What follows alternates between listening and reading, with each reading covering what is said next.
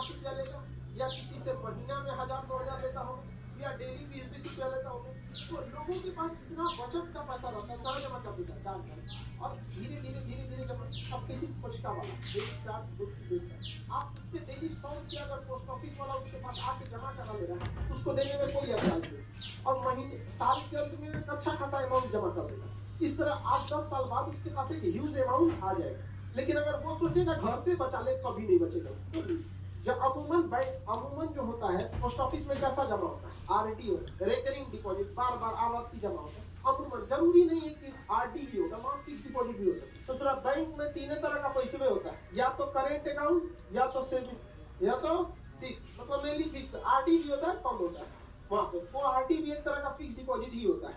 तो बैंक का तो 90% पैसा यहीं ले लिया, अब बचा हुआ यहाँ ले लिया। ये बताइए, अब आपको M2 और M3 में कंफ्यूजन होगा, क्योंकि दोनों में क्या है?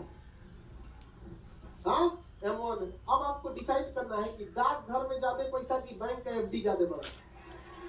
बैंक का FD ज्यादा। डाकघर में तो बहुत सारा ऐसा लोग सोचता है कि पैसा जमा होता है क्या? कोई आदमी से कहिएगा डाकघर में पैसा कौन जी होता है, तो चिट्ठी जो तो चिट्ठी समझता है सब। आगे बढ़े, बताइए ये कौन सा चीज है?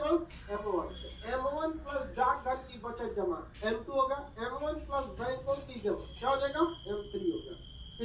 M4 में क्या क्या जमा होगा?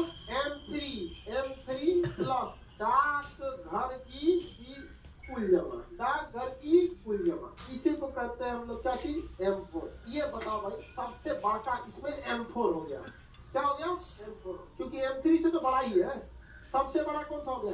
सर हम पहली बार सुन रहे हैं कि डाकघर में पैसा भी जमा होता है। सब लोग, बहुत लोग सुनते हैं। तो जैसे जैसे हम M1 से M4 की ओर आएंगे, पैसे की मात्रा बढ़ेगी, पैसे की मात्रा बढ़ेगी, किसी को दिक्कत नहीं।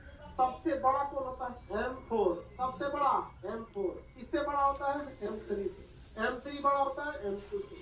M2 बड़ा होता है M1। कोई इसमें दिक्कत नहीं। RBI किसे कंट्रोल कर? जल्दी बताइए। RBI कभी भी पोस्ट ऑफिस को कंट्रोल नहीं कर। RBI जब भी कंट्रोल करेगी तो बैंक को। बताइए किसे कंट्रोल? कितने लोग कहते हैं M1? M3 को कंट्रोल, क्योंकि M3 में तो M1 है ही है। अब बैंकवा का जो फिक्स डिपॉजिट बच गया था, दोनों घेरा गया। RBI बैंकों को कंट्रोल करने के लिए मौद्रिक नीति लाती है। कौन सी नीति? मॉनेटरी पॉलिसी, यानी मौद्रिक नीति RBI लाती है। किसे कंट्रोल करने के लिए? बैंक को। तो क्वेश्चन पूछा था